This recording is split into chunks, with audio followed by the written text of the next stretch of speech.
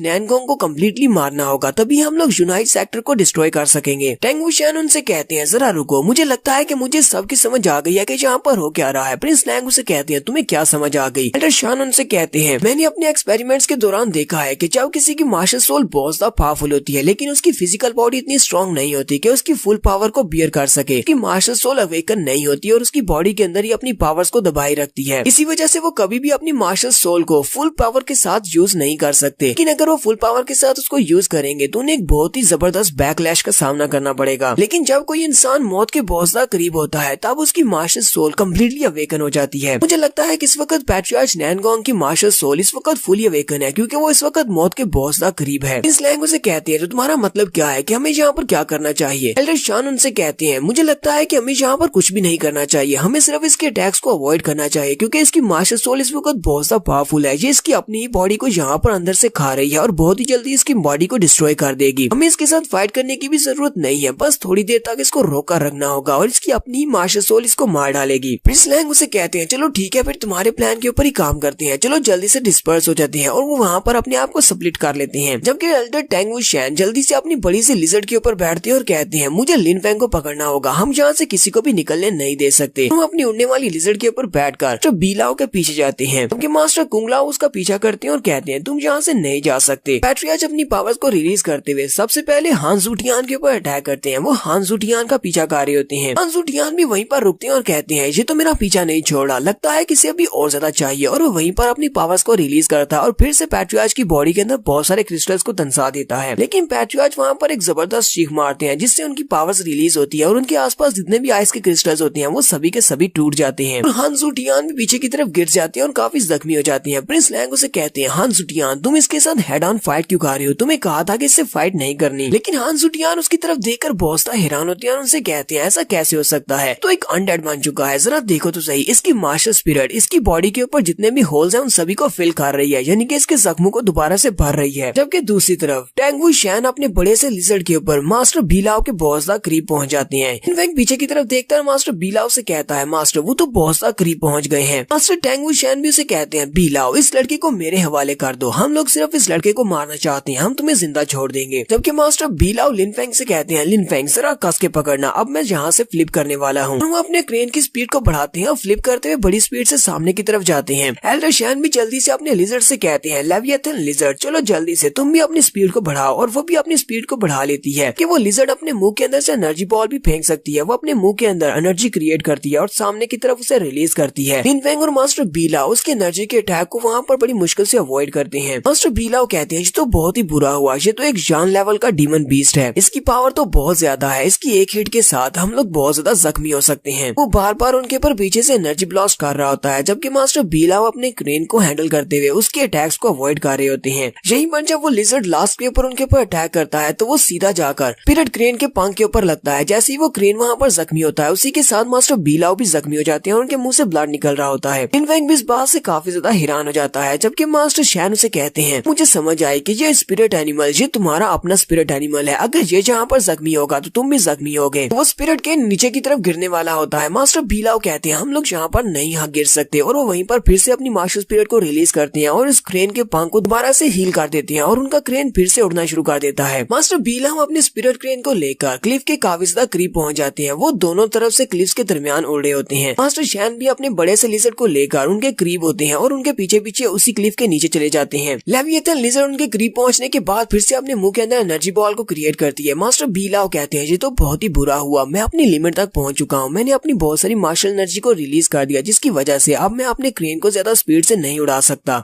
Lizard monster अपना मुंह खोलकर जैसे उनके क्रेन के ऊपर अटैक करने लगता है, उसी वक्त वो बूढ़ी मास्टर वहाँ पर आ जाती है। ब्रदर रेन की मास्टर वहाँ पर आती है और उसको जबरदस्त किक मारते हुए उसका मुंह दूसरी तरफ कर देती है। मास्टर बी लाओ से कहते हैं, बुढ़िया तुम यहाँ पर क्या कर रही हो? बूढ़ी मास्टर से कहती है, बी लाओ तुम्हारी हालत तो काफी ज्यादा खराब है, तुम इस सब में कैसे फंस गए? साथ ही मास्टर बी लाओ से कहती है, मुझे अभी भी वो तुम्हारा एग्रीमेंट याद है, लेकिन मैं चाहती हूँ कि अगर तुम यहाँ से जिंदा बचकर निकल जाती हो तो जाकर ल्यू कैंग लैन से ही बात कहना, उससे कहना कि मैंने इसको माफ कर दिया है। तो रही बात रेन वैन जैन और उसकी बेटी ल्यूफी की शादी की, तो मैंने उस बात को भी इग्नोर कर दिया। अब उसकी बेटी ल्यूफी की शादी वैन के साथ नहीं होगी, बल्कि उसकी शादी लिन फैंग के साथ होगी, क्योंकि लिन फैंग उसके लिए ज्यादा सूटेबल है। तो बी लाओ से कहते हैं, ठीक है मैं इस बात को याद रखूंगा और मैं ल्यू कैंग लैन को इस बारे में इन्फॉर्म कर दूंगा। बूढ़ी मास्टर से कहती है, मुझे इस बारे में जरा भी अंदाजा नहीं हुआ कि वैन रेन जैन वो एक धोखेबाज निकल सकता है और वो हमारे सेक्टर के साथ गद्दारी करेगा। अब तुम जल्दी से अपने लिन फैंग को अपने साथ लो और इसे लेकर यहाँ से निकल जाओ। मैं यहाँ पर रुककर इन सभी को रोकने की कोशिश करती हूँ। फिर साथ ही वो जंप करते हुए वहाँ से नीचे चली जाती है। तो बी लाओ कहते हैं, ये सारी मेरी गलती है क्योंकि मैं इस सेक्टर का प्रोटेक्टर था, लेकिन मैं किसी को भी प्रोटेक्ट नहीं कर पाया। पैट्रियार्च अभी भी वहाँ पर हांजू टियान के ऊपर अटैक कर रहे होते हैं, वो भी हांजू टियान के ऊपर अटैक कर रहे होते हैं कि उसी वक्त साइड से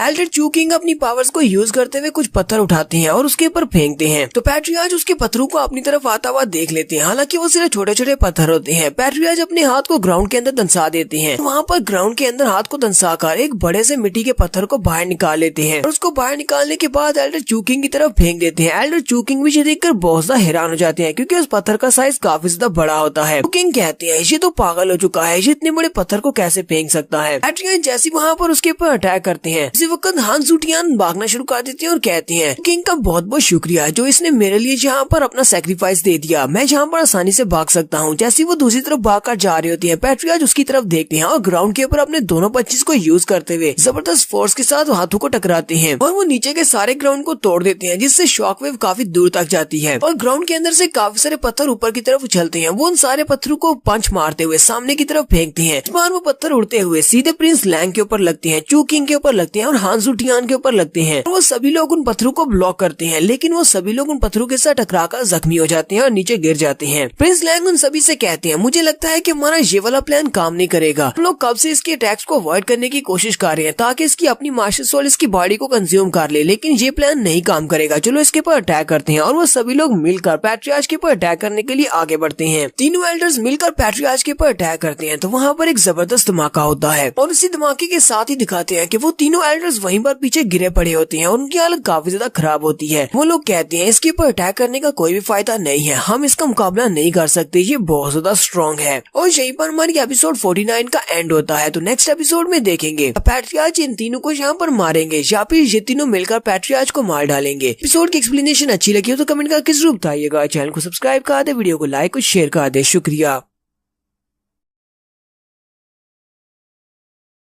तो गाइस कैसे हैं आप सब लोग? डार्क स्पिरिट के एपिसोड 50 के साथ हाजिर हूं। तो लास्ट एपिसोड के एंड पे हमने देखा था पैट्रियार्च अपनी मास्टर स्पिरिट को रिलीज करने के बाद फिर ज्यादा स्ट्रॉन्ग हो जाती है क्योंकि उनकी मास्टर स्पिरिट पहले से काफी ज्यादा स्ट्रॉन्ग थी। अब जबकि उन्होंने अपनी मास्टर स्पिरिट को फुल एक्सटेंड तक रिलीज किया हुआ है तो उनके सामने वो तीनों ही एल्डर्स बिल्कुल बेबस होते हैं, उनको बहुत ही बुरी तरह से पीटते हैं, जिससे वो तीनों वहीं पर गिर जाती है और हार मान लेते हैं। प्रिंस लैंग कहते हैं, ऐसा कैसे हो सकता है, ये इतना ज्यादा स्ट्रॉन्ग कैसे हो सकता है? तो यहीं पर नेक्स्ट सीन मास्टर मोजी का भी दिखाया जाता है। मास्टर मोजी को क्योंकि मास्टर कुंगला मार दिया था तो वो वहीं पर उनकी डेड बॉडी पड़ी होती है। उसके फादर जो कि ग्रेट एल्डर हैं वो उसके पास आते हैं और उसे उठाकर कहते हैं, बेटे चलो जल्दी से उठ जाओ, क्या तुम यहाँ पर मेरे साथ मजाक कर रहे हो? तुम्हें पता है ना कि इस तरह करने से मैं बहुत ज्यादा डर जाता हूँ। वो उसे कह रही होती है, जल्दी से अपनी आंखें खोलो, अब मुझे गुस्सा आ रहा है। लेकिन मोजी तो मर चुका है, इसी वजह से मोजी अपनी आंखें नहीं खोलता। उसके फादर वहीं पर बैठे बैठे रोना शुरू कर देती है और साथ ही वो बहुत ज्यादा गुस्सा होते हैं, इतना ज्यादा गुस्सा होते हैं कि उनकी आंखें भी गुस्से से लाल हो जाती है। यहीं से नेक्स्ट सीन हमारा बेल्स वाले एरिया का दिखाया जाता है। मास्टर बी लाओ स्पिरिट क्रेन के ऊपर बैठकर लिन फैंग को बचते बचाते उस बेल्स वाले एरिया में ले आती हैं। वो उसे वहाँ पर लेकर आते हैं। लिन फैंग उनसे कहता है, हम लोग यहाँ पर क्या कर रहे हैं? मास्टर बी लाओ से कहते हैं, लिन फैंग क्या तुम्हें ये जगह याद है? लिन फैंग उनसे कहता है, हाँ मुझे ये जगह अच्छी तरह से याद है, यहीं पर मैंने बेल्स को बजाया था और मैंने टेस्ट को पास किया था। मास्टर बी लाओ से कहते हैं, मेरे पीछे पीछे आओ, ये जगह इतनी भी सिंपल नहीं है जितनी तुम्हें दिखाई देती है। और वो दोनों वहाँ पर जाकर क्लिफ के ऊपर खड़े हो जाते हैं। फैंग उनसे कहता है, मास्टर बी लाओ अब ये मत कहना कि हम लोग यहाँ से जंप लगाने वाले हैं। मास्टर बी बीलाओ से कहते हैं हाँ हम लोग यहाँ से जंप ही लगाने वाले हैं, इसलिए मेरे हाथ को पकड़ रखना, मैं तुम्हें वहाँ पर नीचे सेफली उतारूंगा। तो दोनों ही वहाँ पर ऊपर से जंप लगा देते हैं। जंप लगाने के बाद वो दोनों नीचे वाले क्लिफ के ऊपर जाकर लैंडिंग करते हैं। वहाँ पर सामने स्टोन की एक बड़ी सी वॉल होती है, क्योंकि वो है स्टोन की वॉल। वेंग उनसे कहता है मास्टर अब हम लोग यहाँ पर क्या करने वाले हैं, सामने तो सिर्फ एक स्टोन वॉल है। मास्टर उस स्टोन वॉल के ऊपर नॉक करते हैं तो वहाँ पर से एक दरवाजा ओपन होता है, वो स्टोन वॉल ओपन हो जाती है और उसके अंदर एक रास्ता होता है। मास्टर बीलाओ से कहते हैं चलो अब अंदर चलते हैं। तो वो दोनों जैसे ही चलते हुए उसके अंदर जाते हैं तो वहाँ पर एक बहुत बड़ा ग्रेट हॉल होता है और उस हॉल के अंदर काफी सारे रूम्स होते हैं। एक स्पेशल रूम होता है जिसके अंदर लाइब्रेरी की बुक्स रखी होती हैं। मास्टर बीलाओ से कहते हैं मुझे नहीं पता कि ये जगह किसने बनाई है, ये किसी बहुत ही महान कल्टीवेटर ने इस जगह को बनाया होगा और इसने यहाँ पर बहुत सारी मार्शल आर्ट्स की बुक्स को रखा हुआ है, ताकि हमारे स्टार पवेलियन के अंदर जितनी बुक्स हैं उनमें से ज्यादातर हाईएस्ट लेवल की बुक्स यहीं से ली गई हैं। यहाँ तक कि हमारे सेक्टर के पैट्रियार्च को भी इस जगह के बारे में नहीं पता, सिर्फ सेक्टर के प्रोटेक्टर्स को ही पता है और वही यहाँ पर आ सकते हैं। मास्टर बीलाओ से लाइब्रेरी के अंदर लेकर आते हैं और उसे कहते हैं यहाँ पर बहुत सारी मार्शल आर्ट्स की बुक्स रखी हुई है। यहाँ पर जो सबसे लो लेवल की मार्शल आर्ट स्किल्स की बुक्स हैं वो भी जान लेवल की बुक्स हैं, सबसे ज्यादा बेस्ट हैं वो लोअर अर्थ टियर लेवल की बुक्स हैं। तुम इन बुक्स में से कोई भी स्किल अपने लिए रख सकते हो क्योंकि ये सब कुछ तुम्हारा है। साथ ही मास्टर बीलाओ से कहते हैं मेरे साथ आओ, मैं तुम्हें दूसरे रूम में लेकर चलता हूँ। वो उसे दूसरे रूम में लेकर जाते हैं जहाँ पर बहुत सारे वेपन्स पड़े होते हैं। मास्टर बीलाओ से कहते हैं ये सारे वेपन्स, जहाँ पर जितने भी वेपन्स पड़े हैं ये सभी के सभी सोल वेपन्स हैं। मास्टर बीलाओ लिन फेंग को सोल वेपन्स के बारे में बताते हैं कि सोल वेपन्स तुम जो नॉर्मल स्पिरिट वेपन्स यूज करते हो उनसे काफी ज्यादा पावरफुल होते हैं, क्योंकि इन वेपन्स के अंदर इनकी अपनी सोल होती है। हम में से किसी ने भी इनमें से किसी वेपन को भी पहले यूज नहीं किया हुआ, ये सारे के सारे वेपन्स अब तुम्हारे हैं। लिन फेंग भी इस बात से काफी ज्यादा हैरान होता है। मास्टर बीलाओ से कहते हैं हैरान होने की जरूरत नहीं है, अब यहाँ पर जो कुछ भी है वो सब कुछ तुम्हारा है, क्योंकि आज के बाद से यूनाई सेक्टर भी तुम्हारा है। फिर साथ ही वो अपने पास एक स्टोन रिंग निकालते हैं और कहते हैं मेरे पास एक और चीज है जो कि तुम्हें फ्यूचर में जरूर काम आएगी। अपने पास से रिंग निकाल कर उसके सामने करते हैं और कहते हैं इस रिंग को अपने पास रखो। लिन फेंग कहता है लेकिन इसका काम क्या है? तो बीलाओ कहते हैं इसके ऊपर अपना खून का एक कतरा डालो। फेंग अपनी उंगली के ऊपर पिंच करता है और उसमें से एक ब्लड का ड्रॉप उसके ऊपर डालता है। जैसे उसके साथ वो ब्लड का ड्रॉप डालता है रिंग लिन फेंग की हो जाती है। लिन फेंग उसका मास्टर बन जाता है। उसी वक्त लिन फेंग को एक स्पेस दिखाई देती है जो कि काफी ज्यादा बड़ी होती है। फेंग इस बात से काफी ज्यादा हैरान होता है। मास्टर बीलाओ उसके कंधे पे हाथ रखते हैं और कहते हैं अब वापस आ जाओ। लिन फेंग हैरान होकर कहता है अभी भी मैंने कुछ महसूस किया। मास्टर बीलाओ कहते हैं हाँ मुझे पता है कि तुमने एक बहुत बड़ी स्पेस को महसूस किया होगा। असल में मैंने तुम्हें जो रिंग दी है ये तुम्हारी स्टोरेज रिंग है, तुम इसके अंदर बहुत सारी चीजें स्टोर कर सकते हो। सेक्टर पैट्रियार्च नैनगोन ने स्पेशली मुझे ये कहा था कि ये वाली रिंग मैं तुम्हें दूं और इसके अंदर पहले से काफी कुछ है जो पैट्रियार्च ने तुम्हारे लिए छोड़ा है। अब क्योंकि पैट्रियार्च की रिंग तुम्हारे पास है तो इसका मतलब ये है कि यूनाइट सेक्टर के नए पैट्रियार्च तुम हो। लिन फेंग उनकी बात सुनने के बाद कहता है मैं लिन फेंग जब तक मैं जिंदा हूँ यूनाइट सेक्टर को गिरने नहीं दूंगा और यूनाइट सेक्टर को मैं दोबारा से बनाऊंगा। इसका पैट्रियार्च बनकर इसको इतना ज्यादा स्ट्रॉन्ग बनाऊंगा कि बाकी के सेक्टर्स के सामने टिक नहीं पाएंगे। मास्टर बीलाओ से कहते हैं तुमने बहुत ही अच्छा फैसला किया, लगता है कि हमने गलत फैसला नहीं किया तुम्हें अपने सेक्टर का नया पैट्रियार्च बनाकर। फिर साथ ही मास्टर बीलाओ से कहते हैं मुझे यहाँ पर तुम्हें एक और बात बतानी है। ये बात ल्यूफी के फादर के बारे में है। वो से कहते हैं ल्यू के फादर जिनके नाम लियू कैंग लैन है, ल्यूफी के फादर और हमारे सेक्टर के पैट्रियार्च ये दोनों बहुत ही अच्छे दोस्त हुआ करते थे, यहाँ तक कि ये दोनों अपने आप को एक दूसरे के भाई कहा करते थे। नैनगोंग से पहले जो हमारे सेक्टर के पैट्रियार्च थे नैनगोंग के टीचर भी थे, लेकिन उन्होंने यहाँ पर फैसला किया कि वो नैनगोंग को पैट्रियार्चशिप नहीं देंगे, कि वो ल्यू कैंग को पैट्रियार्च बनाना चाहते थे। साथ ही पैट्रियार्च की सिर्फ एक ही बेटी थी और वो अपनी बेटी की शादी भी ल्यू कैंग के साथ ही करवाना चाहते थे। लेकिन ल्यू कैंग को पता नहीं क्या हुआ कि वो अचानक से सेक्टर को छोड़कर चले गए। उन्होंने सब कुछ पीछे छोड़ दिया, ना ही उन्होंने सेक्टर के पैट्रियार्च बनने की पोजीशन को हासिल किया, ना ही उन्होंने उनकी बेटी के साथ शादी की। तब तक तो काफी ज्यादा देर हो चुकी थी। पैट्रियार्च की बेटी को ल्यू कैंग के साथ प्यार हो चुका था और उसके छोड़ जाने की वजह से उसे लगा कि उसे छोड़कर जाया जा चुका है। उसका दिल टूट गया जिसकी वजह से उसने आत्महत्या कर ली। तो बेटी की मौत के बाद हमारे सेक्टर के पुराने पैट्रियार्च बहुत ज्यादा डिप्रेस हो गए थे और वो बहुत ज्यादा परेशान रहने लगे और एक दिन वो भी अपने सेक्टर को छोड़कर चले गए। आज तक उनके बारे में किसी को भी कोई खबर नहीं है कि वो अभी तक जिंदा है या मर चुके हैं, क्योंकि वो कभी भी वापस नहीं आए और ना ही कभी किसी ने उनको देखा है। पैट्रियार्च के अचानक यहाँ से चले जाने के बाद सेक्टर को एक पैट्रियार्च की जरूरत थी। ल्यू कैंग तो पहले छोड़कर जा चुके थे, तो नैनगोंग लिंग को पैट्रियार्च की जिम्मेदारी संभालना पड़ी, तो हमारा यंगेस्ट पैट्रियार्च बन गया। ल्यू कैंग को भी इस बात का बहुत ज्यादा पछतावा था कि उसकी वजह से कीमती जान चली गई और सेक्टर के पैट्रियार्च भी सेक्टर को छोड़कर चले गए। वो इस बात से बहुत ज्यादा शर्मिंदा थे और इसी वजह से वो वापस आने की हिम्मत नहीं कर पाए। अपनी बेटी को वहाँ से यहाँ पर भेजा करते थे सेक्टर के बारे में मालूमात लेने के लिए। उनकी बेटी ल्यूफी यहाँ पर आकर उनके बारे में इन्फॉर्मेशन दिया करती, लेकिन इस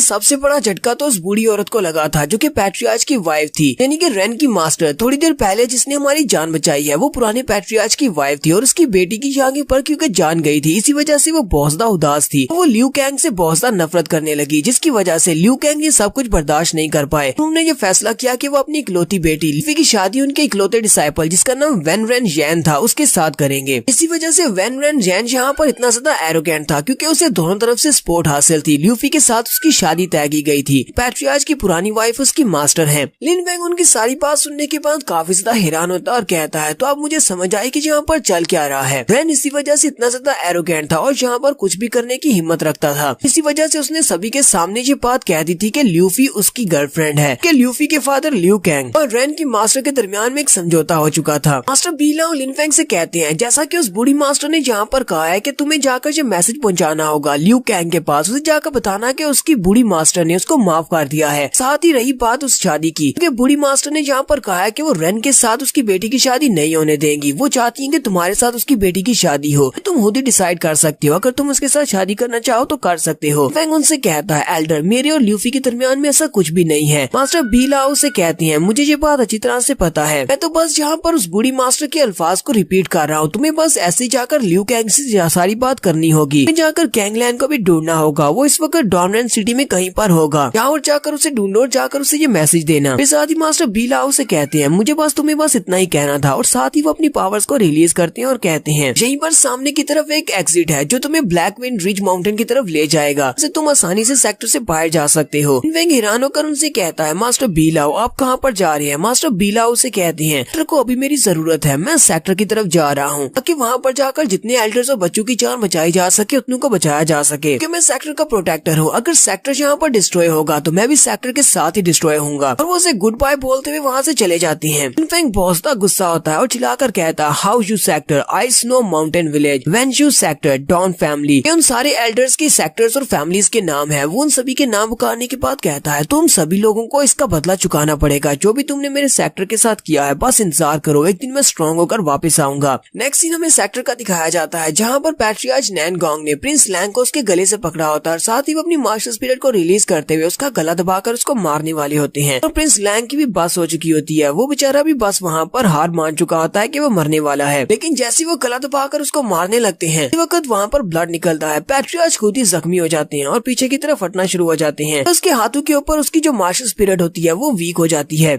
बाकी के एल्डर्स भी देखकर काफी ज्यादा हैरान होते हैं। पैट्रियार्च अपने हाथों की तरफ देख रहे होते हैं। वो प्रिंस लैंग का गला भी छोड़ देते हैं। चोकिंग कहते हैं लगता है ये अपनी लिमिट तक पहुंच चुका है, अब ये मरने वाला है। प्रिंस लैंग भी बहुत ज्यादा खुश हो जाते हैं और उनसे कहते हैं चलो जल्दी से आगे बढ़ो, सभी लोग मिलकर इसके ऊपर अटैक करो। वो सभी लोग जल्दी से आगे बढ़ते हैं, अपने वेपन्स निकाल कर पैट्रियार्च के ऊपर अटैक कर देते हैं। पैट्रियार्च उनके वेपन्स को अपने हाथ में पकड़ते हैं, फिर साथ ही वो एक जोरदार चीख मारते हैं और अपनी पावर्स को रिलीज करते हैं। तो ये सभी लोग फिर से पीछे की तरफ हट जाते हैं। स्लैंग कहते हैं बहुत ही जल्दी इसकी पावर्स खत्म होने वाली है, बस थोड़ी देर तक यहाँ पर इसको ब्लॉक करके रखो। यहीं पर ग्रेट एल्डर की तरफ भी दिखाते हैं। ग्रेट एल्डर जो कि गुस्से में चलते हुए उसी तरफ आ रहे होते हैं। वहाँ पर दो बच्चे भी जिंदा होते हैं। वो ग्रैंड एल्डर की तरफ देखते हैं और कहते हैं जो तो ग्रैंड एल्डर है। वो ग्रैंड एल्डर से कहते हैं चलो हम सभी लोग मिलकर यहाँ से निकलते हैं, ये तो अच्छा हुआ कि आप अभी तक जिंदा हैं। ग्रैंड एल्डर भी बहुत बड़ा कमीना है। वो अपनी तलवार को घुमाता है और बेचारे उन दोनों बच्चों के गले काट देता है। उन दोनों को मारने के बाद वो गुस्से के साथ आगे बढ़ता है पैट्रियार्च को मारने के लिए। पैट्रियार्च जो कि वहाँ पर चीख मारकर उन सभी को पीछे की तरफ हटा रहे होते हैं, उसी वक्त पीछे से तलवार चलती है और पैट्रियार्च बेचारे का एक बाजू कट जाता है। ग्रैंड एल्डर वहाँ पर आता है और उसका बाजू काट देता है। तो पैट्रियार्च के मरने का सीन नेक्स्ट एपिसोड में देखेंगे। फिलहाल यहीं तक एपिसोड 50 का एंड करेंगे। एपिसोड की एक्सप्लेनेशन अच्छी लगी हो तो कमेंट करके जरूर बताइएगा। चैनल को सब्सक्राइब कर दे, वीडियो को लाइक और शेयर कर दे। शुक्रिया।